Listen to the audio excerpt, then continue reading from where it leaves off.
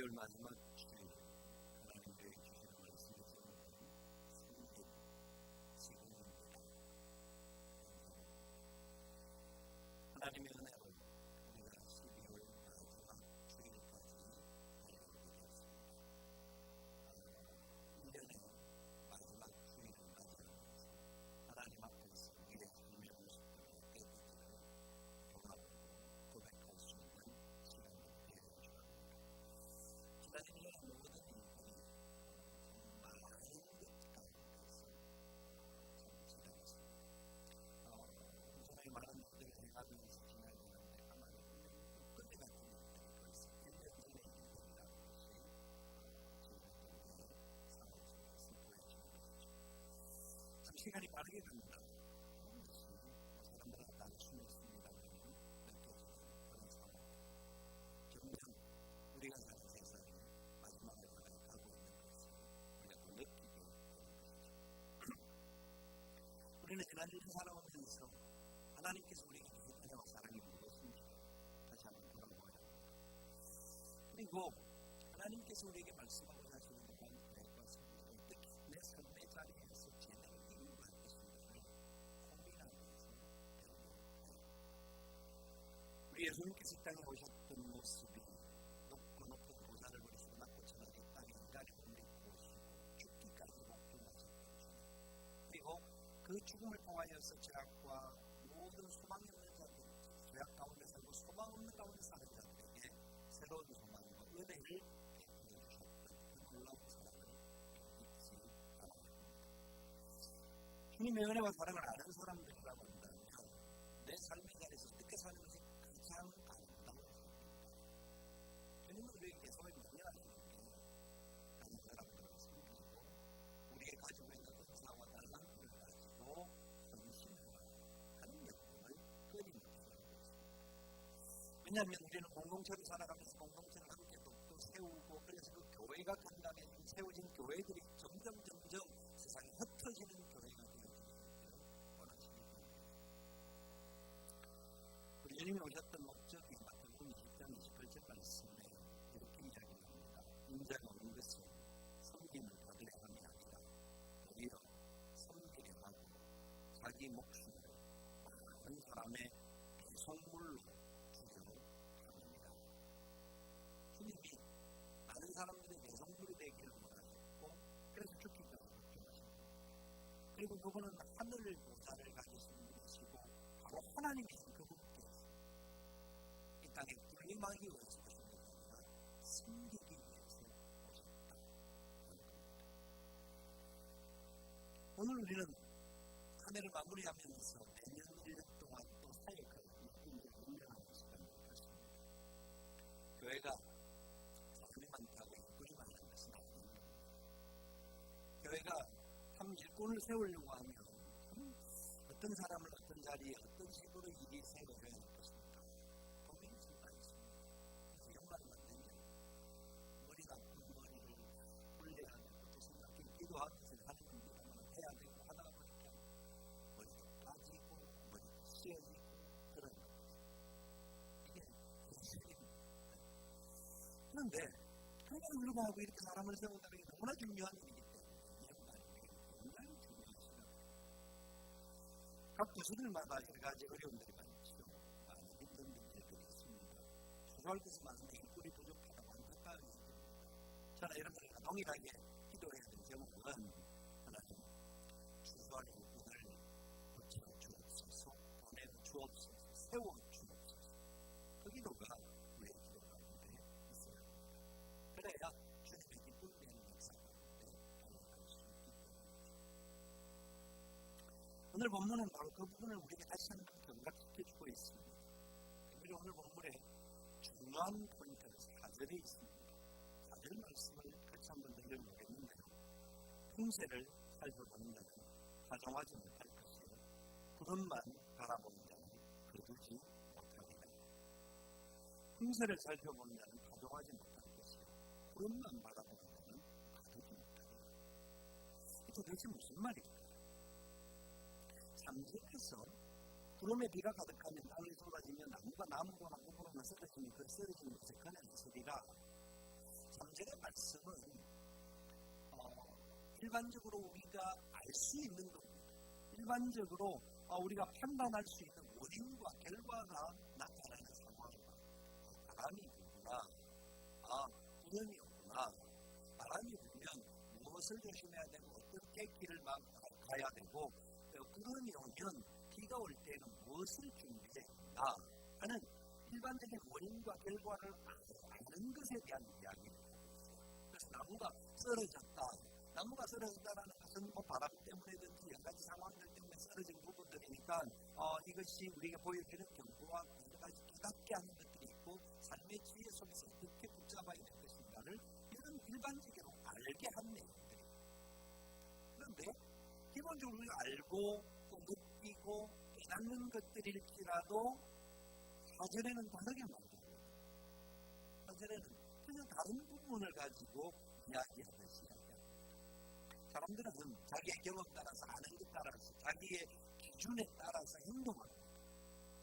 그래서 바람이 불구나 구름이 있구나 바람이 부니까 이것은 하면 안 되겠고 이거는 해야 되고 비가 오구나 그러면 이것은 하면 되지만 이건 하면 안 돼 하는 것이 사람들의 기본적인 생각입니다. 그런데 성경은 그렇게 하지 말라고 합니다. 풍세를 살펴보는 자는 거종하지 못할 것이요 구름만 바라보는 자는 거두지 못하리라. 내가 알고 있는 지식과 내가 알고 있는 판단과 내가 알고 있는 경험들을 가지고 행동하려고 하면 어느 수준까지 사람이 할 수 있는 수준으로 판단하고 행동할 수 있지만 하나님이 가종케 하시고 거두게 하시는 길을 온전하게 위해서는 내가 알고 있는 지식으로 수독되어 있어서는 안 된다. 내가 알고 있는 경험만 전부인 줄 알고 착각하지 말라는 겁니다. 전혀 다른 행동, 전혀 다른 요구가 하나님께서 우리에게 하실 때에 어떻게 해야 할 것인가 하는 말씀의 원리입니다. 1절 이하에서 1절 2절을 보면 좀 더 구체적으로 알 수가 있어요.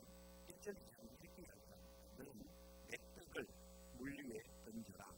여러 날 후에 도로 찾으리라. 소리 베이스를 좀 더 넣어야 됩니다. 강단 모니터 조금 더 키워주시고. 너는 내 떡을 물 위에 던져라. 여러 날 후에 도로 찾으리라.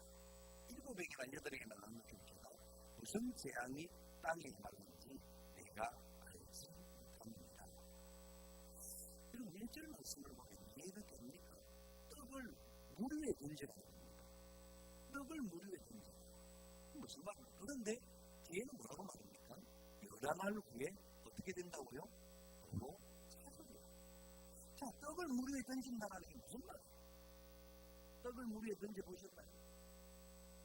그렇게 시키면 아래로 같은 표정을 봅니다. 떡을 물 위에 던지라고 하는 말이 안 되는 겁니다. 그렇잖아요? 떡을 물 위에 던져. 이 던지라는 말은 우리의 쓰여진 말이 네가 가지고 있는 것을 아끼지 말고 네가 가지고 있는 것을 인색함 없이 너그러운 행동으로 던져. 그럼 떡이 물 위에 던진다고 해서 어떻게 결과가 나올까? 물 위에 던지면 표가 나지 않습니다. 물 위에 던지면 그게 어떤 결과가 나오는지 눈에 보이지도 않습니다. 그런데 그 던지는 이 떡은 인간이 가지고 있는 물질에 가는 거죠. 내가 가지고 있는 가장 소중한 것 중에 한 가지가 물질입니다. 그거를 던지는 겁니다. 물질이 있는 곳에, 보물이 있는 곳에 마음이 있습니다. 우리 마음의 중심이 있는 것이고 우리의 행동의 근거가 되어지는 것들을 물 위에 던지라는 겁니다. 결과가 보이지 않는 일에 던져야 할 때가 있다는 겁니다. 하나님 명령하시면 이게 물 위에 던져라고 하는 것일 수도 있다는 겁니다. 욥기에서 이 부분을 다른 말씀으로 말씀하고 있는데 욥기 22장 24절 25절 말씀해 보니까 내 보화를 티끌로 이끌고 여기고 오빌의 금을 계곡의 돌로 여겨라. 그리하면 전명자가 내 보화가 되시며 내게 귀한 은이 되시리니. 내 보화를 티끌같이 여기라는 겁니다. 먼지같이 여기라는 겁니다. 그리고 오빌의 금, 굉장히 좋은 금을 오빌의 금, 이 금 굉장히 중요한 금인데 이 금을 계곡에 있는 돌, 계곡에는 돌투성이다. 그걸 물에 던져라는 말과 보화를 티끌과 같이 여기고 내 금을 계곡에 던져라는 말과 같은 말이에요. 그러면서 여기 25절에서 읽은 말이 그겁니다. 그리하면 이게 이해가 되지 않는 말이고 이게 이성으로 맞지 않는 말들인데도 불구하고 그리하면 전능자가 내 보화가 되시며 내게 유일한 은이 되시리니 아멘. 누가 우리의 보화가 되신다고? 하나님 전능자. 사람들은 생각하기를 계산해봅니다. 또한 방법을 찾습니다. 여러 가지 논리적인 문제가 맞는지 안 맞는지, 인생의 마음이 움직이는지 안 움직이는지, 이게 일반적인 행동의 근거입니다. 그런데 하나님 어떨 때 명령하실 때 이성적으로 맞지도 않고 이 부분이 내 생각으로는 이해가 되지도 않고 이게 던져지면 낭비 같은 듯한 없어지는 듯한 그런 모습들이 되어올 수도 있습니다. 우리가 행하는 제가 그런 일일 수도 있고 우리가 선교를 열심히 하려고 하는데 선교하는 것도 어떻게 보면 당장 열매를 찾기가 어려운 거예요. 그런데 그 모든 것들은 하나님이 기뻐하시고 그러니까 우리가 던져서 물에 던져서 표가 나지도 않고 또 그 계곡에 던져서 표도 나지 않고 해만 것도 없는 것 같이 여겨질지라도 두려워 말고 하라는 겁니다. 자, 그러면 11장 2절에 뭐라고 합니까? 7에게나 8에게나 나눠줄지어다 무슨 재앙이 땅에 말는지 내가 알지 못합니다. 7에게나 8에게나 나눠 한두 사람에게 하는 것이 아니라 7명, 8명의 거죠. 이게 떡을 물에 던지는 일이 그냥 한 번으로 끝나는 것이 아니라 계속해서 하는 거예요. 왜요? 재앙이 땅에 말는지 무슨 재앙이 땅에 말는지 우리가 언제 끝을 볼는지 어떤 상황이 있는지 우리의 마지막에 어떤 시간이 되는지 알 수 있기 때문에 어떤 장로님의 글을 읽겠습니다. 그 장로님이 70이 넘어서 고혈압을 걸렸습니다. 숨이 아파서 힘들어지면서 그분이 이런 말을 합니다. 순한 일을 해야 할 줄도 알고 헌금도 해야 할 줄도 알고 구제도 해야 할 줄도 알면서 그럴 때마다 도대체 땅 속에서 억눌렀다는 겁니다. 이유는 이제 나이 52세에 첫 아들을 낳고 그 이후에 아들들을 다 낳았다는 겁니다. 그럼 나 죽으면 내가 일찍 죽으면 저 아이들이 어떻게 될까 걱정이 되어서 고민하고 연락을 보니까 하나님을 위해서 시간을 드리는 것도 물질 드리는 것도 선물 드리는 것도 그냥 적당하게 선다해서 너무 추웠다는 겁니다. 거의 안 하는 부분이 많더라고요. 그렇게 음매이다 보니까 사람들에게서 듣는 소리가 구두쇠다 노래입니다 라는 말을 들어가면서 지금까지 살아왔는데 갑자기 하고 소리 들고 내 인종이 눈앞에 달려온다는 것을 생각합니다. 지금까지 살아왔던 것인가 뭔가 잘 살았다 그 하나님의 은혜 안에서 살아있던 삶에 내 모든 것을 다 드리고 아깝지 않는 하나님의 사랑이 된다. 내 자식 생각하고 내 미래를 생각하니까 막연해서 그것은 죽다. 52세의 아들 주셨으니까 아들을 얼마나 기쁨으로 받았겠습니까? 얼마나 이게 복이라고 생각했겠습니까? 근데 복이라고 생각했던 거에서 우리가 하나님 앞에 울고 할 때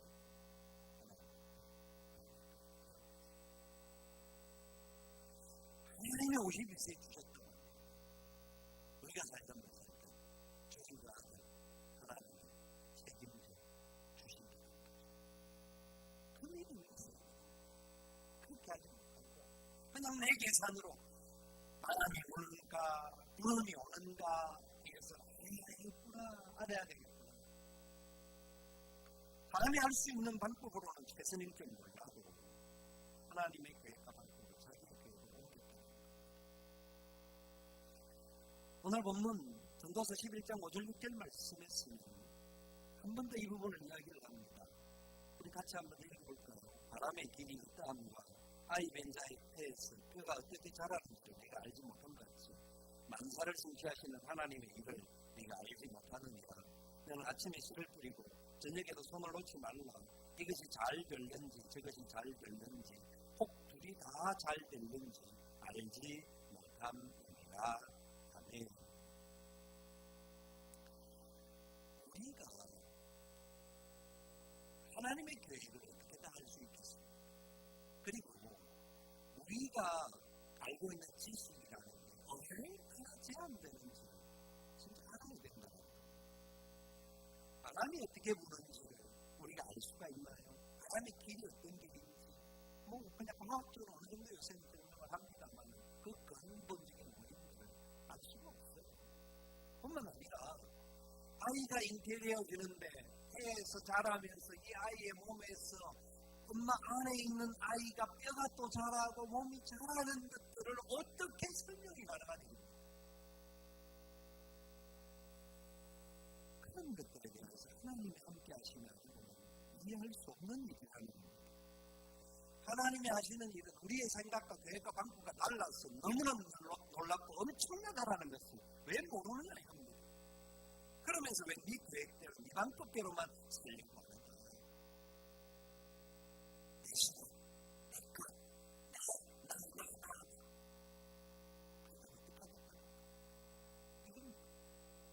그러면서 6절에 했던 말씀이 아침이나 저녁에 채를 뿌리고 저녁에 또 그것을 손 놓지 말라는 겁니다. 아침에 뿌렸다가 하면 저녁에도 뿌려라고 계속했어요. 이게 무슨 말입니까? 아침이라는 것은 아침과 저녁을 두 가지로 해석해 가능합니다. 첫 번째는 시간적인, 우리 인생의 시간적인 아침과 저녁. 인생의 젊었을 때 힘이 있을 때. 그리고 인생의 황혼기, 나이는. 젊었을 때도 우리가 갖고 있는 것들을 가지고 씨를 뿌리고 하나님의 기쁨이 되게 하나님 앞에서 명하시는 대로 물에다가 떡을 던지듯이 우리에 있는 것들을 가지고 선한 일을 행하고 선한 사람의 구한 그런 삶을 살아가라는 겁니다. 섬기고 살라는 겁니다. 베풀고 살라는 겁니다. 황혼에도 동일하게 그렇게 하라는 겁니다. 뿐만 아니라 아침이라는 것은 하루가 밝아오는 시작의 시간이기 때문에 우리에게 좋은 기분으로 맞이할 수 있는 좋은 때라고 말할 수 있습니다. 소망의 시간이라고 말할 수 있습니다. 소망이 가득한 일을 맞이할 때도 우리가 그렇게 살아야 할 뿐만 아니라 저녁이 되고 황혼이 되어지고 어두움이 다가온다고 생각하는 그때에도 하나님 앞에서 그렇게 살아가는 말씀입니다. 세상이 점점 힘들다고 그래요. 어렵다고 그래요. 감에 갈수록 더 힘들다고 그래요. 힘들면 힘들수록 그것을 온전히 붙잡아야 해서 하나님이 살아계신다. 지금도 진정한 주인으로서 우리를 다스리고 있습니다. 우리가 갈라디아서를 통해서 살펴봤던 말씀과 같이 자기의 육체를 위하여 심는 자는 육체로 썩어질 것을 거두고 성령을 위하여 심는 자는 성령으로부터 영생을 거두리라. 우리가 선을 행하되 낙심하지 말지니 피곤하지 아니하면 때가 이르되 거두리라. 그러므로 우리는 기회 있을 때 모든 이에게 착한 일을 하되 믿음의 자손들에게 할지니라. 하나님 앞에서 그렇게 살면 얼마나 좋겠습니까? 11장 4절을 다시 한번 구체적으로 정확하게 해석을 하는 이런 겁니다.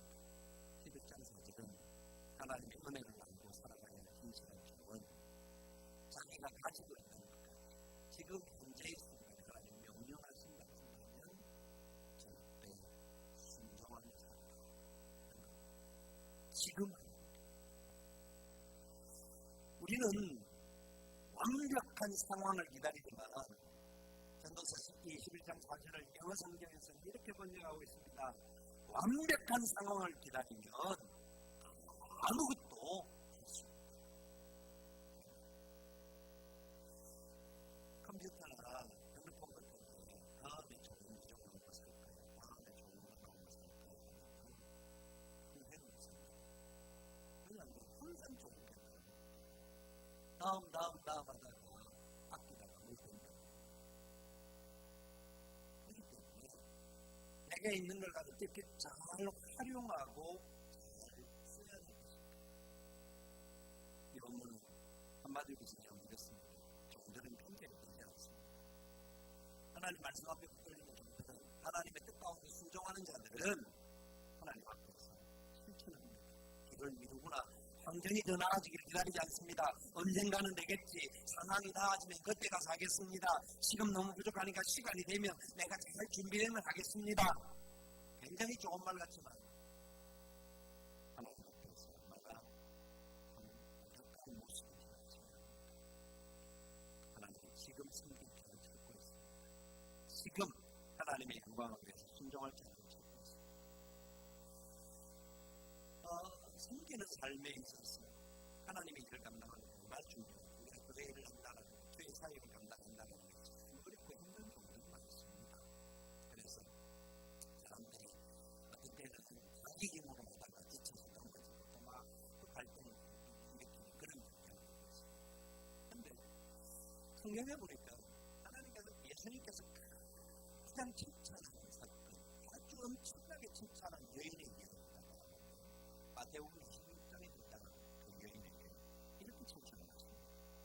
26장 13절 말씀에 내가 진실로 너희에게 이르노니 온 천하에 어디서든지 이 복음이 전파되는 곳에는 이 여자의 행한 일도 하여 저를 기념하리라. 복음이 전파되어지는 그 모든 것, 그러니까 모든 것과 모든 시간에 이 여인을 기념하라. 칭찬. 얼마나 큰 칭찬이고 축복이고. 이 여인은 무엇을 했습니까? 이 여인은 자기가 가지고 있는 양육을 주님 앞에 쏟았습니다. 가룟 유다는 이 여인이 양육을 붓는 것을 보면서 그것을 팔아서 가난한 자들에게 주면 300데나리온이라는 돈을 받을 수 있고 엄청나게 많은 사람들에게 먹을 것을 줄 수 있는데 내가 어리석은 짓을 하였다고 계산을 하니까 금방 그런 답이 나왔습니다. 그런데 주님은 오히려 가장 요란을 전망하시면서 가난한 자들이 언제나 함께 있으니까 지금 이 여인은 가장 자기가 하고 싶은 할 수 있는 일 최선입니다. 게다가 마지막 때에 이 여인의 행한 일을 배우기 기억해요. 이 여인이 바쳤던 그 기름을 그냥 우리 집에 있는 어른들의 기름이 이 기름은 이 염려는 그 당시로서는 가지고 가기만 하면 금으로 바꿀 수 있는 재화였습니다. 그 돈으로 바꿀 수 있는 300데나리온이라는 돈이 얼마나 큰 돈입니까? 바로 바꿀 수 있는 이 여인에게 있어서는 어쩌면 총 재산과 같은 그런 이 여인이 이 일을 왜 했을까? 무엇 때문에 이런 일을 할 수 있을까? 자기에는 가장 소중하고 자기의 삶에 있어서 투자를 하면 더 큰 일들을 할 수 있는 그런 것이었는데 자기가 죄인이었다. 그 죄 가운데 있는 자기를 주님이 불러주셨어요. 용서해 주시고 구원을 허락해 주시고 은혜를 허락하여 주시고 믿음으로 살 수 있는 길을 주시고 그 구원의 기쁨과 감격이 그 여인에게는 넘쳤습니다. 그 감사 때문에 그렇게 살지 않을 수가 없었습니다. 주님께 내 모든 것 다 드린다고 해도 조금도 아깝지 않았습니다. 불안하지 않는 일일지도 모릅니다. 떡을 들어서 물에 던지는 그런 일과 같은 일일지도 모르겠습니다. 그 구원의 기쁨이 너무나 좋았어요. 그 일을 저희는 이 여인의 순종과 헌신을 하시고 모든 사람들의 표징이 되는 것을 말씀해 주셨습니다. 우리의 삶은 어떻습니까? 우리는 어떻게 살아가고 있습니까? 그 주님 은혜 앞에 어떤 모습으로 반응하십니까? 어떤 주인에게 노예가 하나 있었어요. 종이 하나 있었어요. 이 노예가 일을 맡기는 일을 잘 못해요. 그래서 이 종에게 한 가지씩 두 가지 맡겼습니다. 그래도 이걸 참 잘하니까 나중에는 본도를 다스리고 요셉과 같이 그 집에 총무로 세우고 주인 외에는 다른 것을 말고는 별걸 다 알아서 할 수 있는 그런 권한을 위임해 줬어요. 그러니까 이 종은 그걸 이제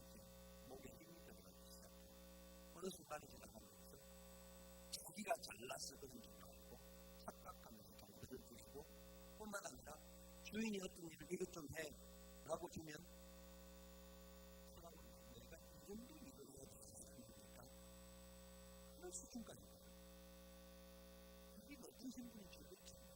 그래서 주인이 계속 이상해서 몇분 일을 이렇게 시키니까 하는 이야기가 내가 주님을 위해서 주인을 위해서 내가 죽기까지 동안 주님과 따라왔는데 내게 이렇게 천한 일을 이렇게 낮은 일을 시키는 게 말이 안 되지 않습니까?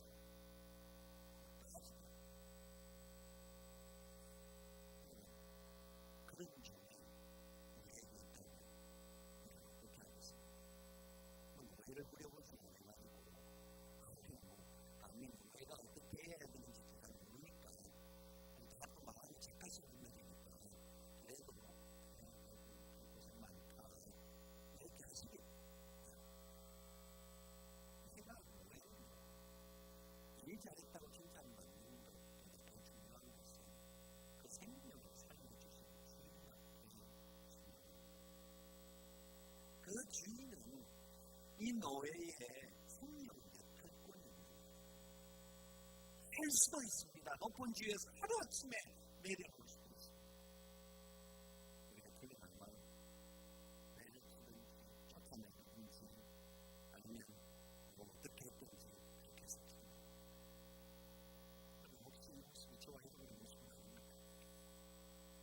우리의 약한 부분들은 아닙니까? 우리가 주의 일을 한다고 하면서 순종한다고 하면서 내가 잘난 줄 알고 내 힘으로 하는 줄 알고 구원의 감격과 기쁨보다는 그냥 열심히 하면서 어떤 때는 막 이렇게 부딪힘을 받는 그런 모습들을 아닙니까? 숨김은 구원의 감격을 갖지 않으면 볼 수 없습니다. 참된 섬김은 하나님 주인이 구원의 감격 앞에 내가 쓰임 받을 수 있는 그 사람이 되었다라는 내게 있는 작은 달란트를 가지고 주님의 영광의 도구로 달려갈 수 있다라고 하는 그 기쁨이 있어야 합니다. 그래서 내년 연말이 되면 사람들이 아주 힘들고 주의 일이 힘들기 때문에 이렇게 힘든 마음들을 토하는 것을 믿습니다. 연말에 때가 되면 유학교 부장님들이나 저도 마찬가지고 사람을 세우는 사람들의 모습들은 교사들이나 찬양팀이나 순장들이나 모으라는 사람들이 하는 이야기가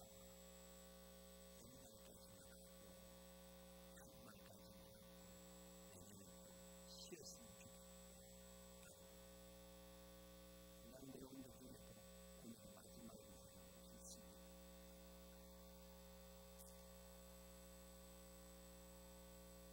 그 이야기를 들으면 그렇겠구나. 참 일이 얼마나 힘들었으면 저랬을까.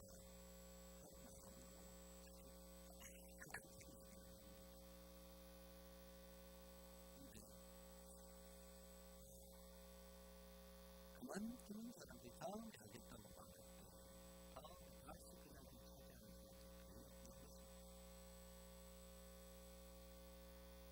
그래서 그런 마음으로 그만두다가 그냥 완전히 쉴 수 있는데 그건 안 될 거고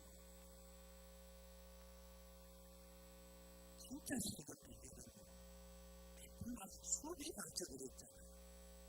진짜 쉬고 진짜 평안을 누리고 진짜 즐거워하고 진짜 행복할 수 있는 길은 무슨 길이죠? 여기 있으면 안 돼. 저기를 가야 돼. 우리 기도를 해야 돼요. 하나님 내가 모든 수고 이제 다 내려놓고 하나님 앞에 가서 기뻐하고 즐거워하고 찬양하고 매일 즐거워하고 매일 감사하고 매일 예배하고 네 행복한 길에 들어가게 해주옵소서. 올 한 해로 끝나게 해주옵소서. 이렇게 기도하죠. 사실은 진짜 그날까지 우리가 맞이할 수 있는 그 행복함을 어떻게 표현할 수 있겠어요. 그런데 바울이 고백했지 않습니까? 내가 그날에 가고 싶은 마음이 꿀떡 같고 내 마음은 소원이지만 하나님도 우리를 그 좋은 곳에 못 인도하기를 원하지만 아직까지 데려가지 않는 이유는 그 좋은 나라 들어가기 위해서 마무리해야 할 것들이 있다는 겁니다. 감당해야 될 사명이 각자들에게 있다는 겁니다. 그 사명 감당해야만 나도 살고 나 때문에 다른 사람들도 살릴 수 있다는 겁니다. 그 일을 우리에게 맡겨주십니다. 우리가 아무것도 안 할 수도 있습니다. 혼자만 잘 먹고 잘 살다가 예수 믿고 천국갈 수도 있어요. 주님 앞에서 또 우리가 그 모습으로 어떤 부분으로 나아가겠습니까? 주의 일을 감당한다는 게 힘들어요. 얼마나 힘든지 모릅니다. 어려워요. 누가 알아주지도 않습니다. 그러나 기쁨이고 소망이고 그게 어쩌면 낭비되는 일과 같고 어쩌면 없어지는 것까지 보이지만 우리 계산으로는 안 맞는 것 같지만 풍세와 구름만 보고 행하는 자가 아니라 믿음으로 행하는 자가 되어지면 아침에나 저녁에 뿌렸던 것이 혹시 하나나 둘 거둘까 고민하지만 이게 아니라 둘 다 거둘지도 모른다. 하나님의 교회가 있으면 우리의 교회가 다르다. 교회 토요일마다 청소하시는 분들이 얼마나 감사한지 모릅니다. 경로식당에서 봉사하시는 분들, 차량 봉사하는 분들, 안내하는 분들, 모든 분들, 주일학교 교사들, 찬양대원들, 순장들 각각의 맡은 자리에서 이래저래 계속 수고하기 때문에 얼마나 감사하고 교회인들이 돌아가는지. 그런데 교회가 사람이 많다고 일꾼이 많은 건 아닙니다. 일꾼이 많은 건 각각의 자리에서 누군가가 뭔가를 같이 해줘야 되는데 그러니까 이분들이 힘들어서 너무 많은 일을 맡다 보니까 힘이 들 수밖에 없고 지칠 수밖에 없고 우리 성도들은 할 수만 있습니다. 뭔가 하나라도 해야 돼요. 사람은 다른 거 특별히 시간 혼자서 이기적이 안 되어서 마음은 있지만 한다 만나면 주일날 오셔가지고 식당에 가서 식당 설거지하고 무언가 할 일을 찾아서 식당에 정서 무언가라도 내가 섬김의 기쁨들을 좀 가져야 돼요. 그러면 우리가 그 승리할 수 있습니다. 주일학교 교사가 그만큼 부족하고 부장님들이 원수를 찾아옵니다. 목사님이 자꾸 광고도 안 해주고 그것도 안 해준다고 이게 광고를 해야 됩니다. 그 일에 달란트를 가지고 좀 있는 분들은 좀 본심을 가지고 우리 아이들 키우는 일이 얼마나 중요한지 우리 부모들은 다 알지 않습니까? 내 아이들을 그렇게 잘 키우려고 노력을 키우는데 믿음의 아이들을 잘 키우는 일이 사실 힘들어요.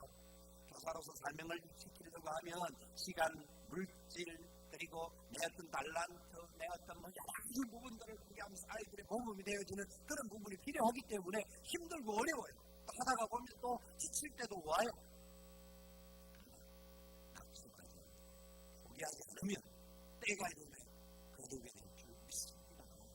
그 아이들이 앞으로 5년, 10년, 30년 이후에 나라와 민족과 열강을 치도할 인도자들이 나올 거라는 것을 기억합니다. 얼마나 중요한지 모든 분야에서 그런 역사가 필요합니다. 그래서 우리가 잊지 말아야 할 것이 있습니다. 존 뉴턴이 나이가 들어가면서 기억력이 점점 감퇴해가 있습니다. 존 뉴턴이 이쁘처럼 이렇게 말했다고 합니다. 내가 다른 것은 다 잊어버려도 죄인이었던 것과 죄에서 구원받았다는 이 두 가지 사실을 잊지 않겠다. 죄에서 구원받은 하나님의 백성입니다. 그 백성과 믿음으로 순종하는 것은 얼마나 중요한 일이야. 우리가 선교하는 일에 헌신하고 귀하게 많은 사역 때문에 동참하고 함께 해요. 선교 원금을 하고 선교사에게 선교를 보내는 것을 어떤 때 보면 낭비하는 것 같은 느낌이 들 때도 있어요. 결과가 사실 그렇게 오랫동안 했는데도 한 영혼도 제대로 돌아오지 못하게 될 때도 있는 일들이 있습니다. 왜냐하면 그 어려운 지역에 들어가서 사람 살리는 게 그렇게 어려운 너무 힘든 그런데 그 일을 위해서 우리가 의심해야 돼요. 하나님의 명령 앞에 순종해야 돼요. 우리는 가지는 못하지만 보내는 선교사로서 그 일을 감당해야 돼요. 첫 번째는 기도해야 될 뿐만 아니라 선교를 동참하는 거예요. 선교 헌금을 그래도 계속 하시는 분들이 있기 때문에 그분들을 나름대로 사주시더라고요. 근데 동참하지 못한 분들이 있거든요. 올 내년부터라도 최소한 내가 10,000원이라도 선교 헌금을 하겠다. 한 분도 빠짐없이 선교를 동참하시고 그래서 복음이 헌금에 내가 쓰임받겠다 하는 마음을 가지고 10년 동안 10,000원 하신 분들은 20,000원 올리셔야 돼요. 조금 더 올려서 어느 수준 이상 나는 이걸 힘을 다해서 하는 수준이라면 안 올려도 괜찮습니다. 만큼 올려도 죽지 않을 것 같으면 당신이 하십시오. 물질이 나와서 마음이 있다는 것은 거짓이 아닙니다. 물질을 의존하는 사람이 기도합니다. 그냥 기도만 하는 사람만 아니고 여러분 물질 안 해도 기도만 할 수만 있다면 기도만 하셔도 됩니다. 그러나 작은 것들 들으시면 이것 가지고 죽은 영혼을 살피고 하나님 명령 앞에 순종하는 것에 우리가 쓰임을 받는 거예요. 마지막으로 한 가지 말씀을 드리고 말씀을 마치겠습니다. 우리는 어떻게 보면 어떤 때는 참 이게 왜 가능할까 하는 일들도 해야 할 때가 있습니다.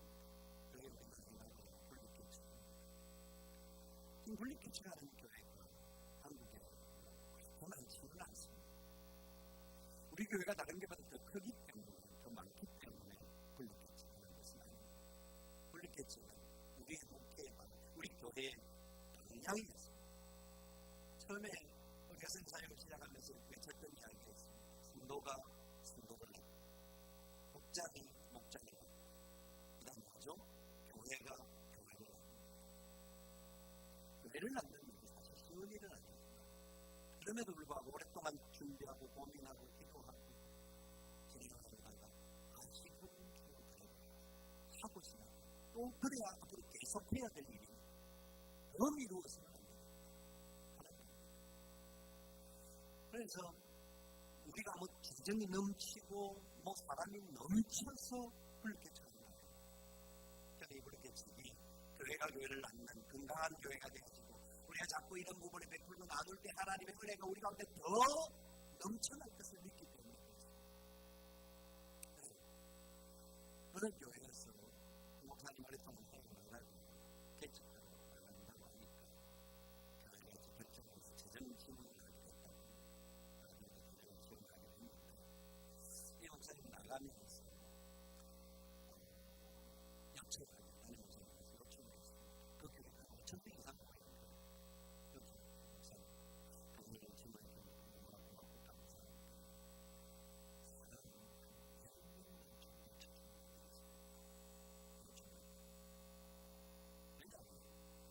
뭐 인력 주는 것도 크고 좋잖아요. 사람 10명 사실 격할 수가 있고 그리고 사람이 있어야 갑니다. 그래서 목사님 뭐라고 대답했는데 그런 질문을 해주시면 만약에 사람이 와서 해가면 그때는 또 그때는 알아서 그래서 이게 무조건 지난 가지 이유가 있었을까? 그분의 마음이 어떤 마음인지 정확하게 알지는 못하지만 여러 가지 이유가 있었습니다. 이 사람을 보는 것은 결코 쉬운 일이 아닙니다. 대동적이죠. 왜 사람이 보는 생각 쉬운 일이 아닙니다. 그런데 그날은 기도하고 생각을 하고 하나님 앞에 어떻게 살지 최소한 30년 정도 더 말하면 30가정 정도까지 그러면 금방 교회를 세우고 근데 누가 갈 것이냐는 아무도 모르는 거예요. 가야 할 분들은 하나님 끊임없이 기도를 주시죠. 기도를 해야 할 수 있습니다. 기도하지 않는 사람은 가기 어렵습니다. 그리고 사실 한 사람 한 사람 만나는 게 연말에 목사님들이 생각하는 겁니다. 어느 이제 우리 같이 세라는 그 전날 모임 하기 전날 이런 메시지를 받은 거예요. 목사님 지난 시간에 너무 감사했습니다. 다음 내년부터 교회를 보자. 이거 너무 신실했고 가슴 무너져서 내리고 막 너무 힘들어하면서 빼앗는 거예요. 그래서 그거는 언론이 아니고 동물이에요. 언론한다고 하면 미리 좀 상담도 하고 좀 더 채우고 하는데 문자로 보내는 전화는 전화도 아니고 문자를 보내는 게 참 통치예요 사실. 그래서 일단 그래서 맞고 그래도 안 되면 축복 교수를 하나님에게 뿌리되고 보고되고 섬기고 할 수 있으면 교회가 허성할 수 있어요.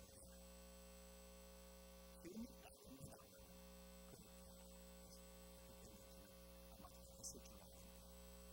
한 사람 한 사람이 그런 부분으로 가는 것이 결코 쉽지 않습니다. 우리가 물리개척 한다고 해서 우리가 같은 형제로서의 교회로서 가기는 합니다만 그럼에도 불구하고 성도가 움직이는 것은 쉬운 일은 아니에요. 가는 분도 쉽지도 않고 보내는 사람도 쉽지도 않아요. 가는데 가지 말아야 할 사람들이 좀 있습니다. 어떤 사람들이 가지 말아야 되느냐면 우리 교회에 있어서 우리 교회 안에서 혹시 교회에 대한 혹시라도 불만이 있는 사람, 담임 목사에 대해서 조금이라도 불만이 있는 사람은 가지 마세요. 이 사람들이 갔으면 저는 좋겠지만 가지 마세요. 왜? 그 불만이 지축한다고 사라지지 않습니다. 시작하는 교회는 우리는 그렇기 때문에 약간 불만이 있어도 흔들리가 없어져요. 그런데 시작하는 교회는 처음에 불만 없으니까 시작할 때 잘한다고 막 가지만 압살롬이 그런 존재예요. 불만 있는 사람들이 모여갖고 막 하다가 그게 파괴되지. 파괴적인 요소가 있기 때문에 진짜 가고 싶은 마음이 그런 사람 마음이 든다고 한다면 성령의 은혜와 도우심을 받고 깨끗하게 치유함을 받고 진짜 불만 설마 감사하고 보기만 보아도 좋은 사람이에요. 그렇게 하는 거예요. 불만 있는 사람이 처음에는 잘하다가 불만 있다는 말은 뭔 말이냐면 거기서 대장로로 가고 싶은 마음이 있다는 거예요. 다른 데 가서 내가 왕초로 가고 싶은 거예요. 그래서 지금 물리개척한 교회들 중에서도 그런 이야기를 하더라고요. 갔는데 이 왕초들끼리 싸워가지고 교회가 너무 다르면 다 좋은데 앞에 대장들은 몇 사람들이 자기들끼리 만약에 갔는데 싸우는 일이 생기면 신호를 보는 줄 아십니까? 내가 이런 생각이 드는 사람들은 하나님 그때 신호는 빨리 본교회로 돌아가라는 신호를 들었어요. 꼭 작은 데 가서 우리끼리 싸우거든요. 왜냐하면 우리 교회는 그래도 교사 일꾼이 좀 그런 데도 있고 전도하는 사람도 있고 안 해도 또 어느 부분에 하나님 채워주고 또 이렇게 있지만 적은 데는요 오직 복음 전하는 일에 생명 전하는 일에 내가 죽도록 충성하고 말없이 앞을 충성해도 그냥 열매가 안 보일 때도 있다. 그러니까 절대 순종할 수 있는 마음이 우리가 김윤성 목사님을 정했어요. 어제 보면 어떤 데 보면 10분 되면 왜 사람이 너무 착해도 착한 게 좋은 건 아니에요.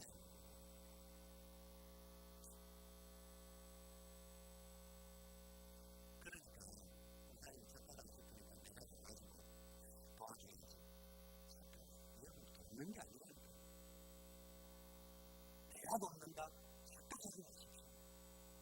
하나님이 하신다는 믿음을 가지고 그 착한 목사님들에게 절대 순종할 생각이 있습니다. 쉬는 소리가 먹고 그냥 야단도 좀 치기도 하고 이렇기도 하는데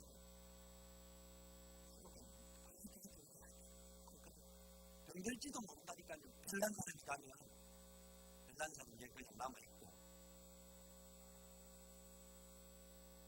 진짜 헌신하고 하나님 기뻐하는 사람이 다들 2-3년 지났어요. 진짜 그래도 계속해서 그런 마음으로 헌신할 사람들이 계속 남아있고 2-3년 지나가지고 교회가 그 정도 자리를 잡으면 또 대장로가 하고 싶은 마음이 생겨요. 그리고 사람이 좀 생겨지면 그런 마음이 생겨질 때는 2-3년 지나서 처음 개척 멤버가 할 수 있으면 돌아가는 것도 괜찮아요. 없이 끝까지 남아있는 사람들은 계속해서 그것을 충성하시고 그것에서 조금이라도 내가 어떻게 했는데 우리가 어떻게 했는데 옛날 탓할 사람들 생기면 그걸 돌아가라고 주는 줄 알았어요. 관계를 중요한 일이에요. 이게 그냥 하지만 그 적은 데는 어느 정도 힘을 발휘할 때까지는 절대 지킬 마음을 가지고 싶죠. 그래 하나 되고 희생하고 내가 충성하고 있으려도 누가 알아주지 않을까. 왜냐하면 저런 데가 목사님 다 알아줘요. 너무 또 사람이 거기에 길들여지기 시작하면 믿음으로 하나님 앞에 서기 어려워요. 그래서 우리가 하나님 불리겠지. 그러나 하나님 기뻐하시는 일인데 우리가 순종하려고 하는 거예요. 지금 하려고 하는 거예요. 절대 이게 하루아침에 되어지는 건 아니고 그래서 기도하시면 돼요. 철저하게 기도하시고 그 기도의 자리에 나가셔서 하나님이 보여주는 것이 있다고 한다면 잘안돼 이런 마음이 들면 그런 마음에서는 결단을 확실히 하나님 앞에서 받아야 되고 가기로 하는 마음이 그런데 그러다 보면 이런 생각이 드는 거죠. 그냥 두고 보겠습니다 하는 마음을 가지고 그래서 계속 도우셔서 교회가 세우고 그곳에 죽어가는 영혼들을 살리고 하나님의 교회가 또 세우고 그 교회가 또 새로운 분립 개척할 수 있는 그런 기회가 될 수 있도록 우리가 함께 힘을 모아 달려갈 수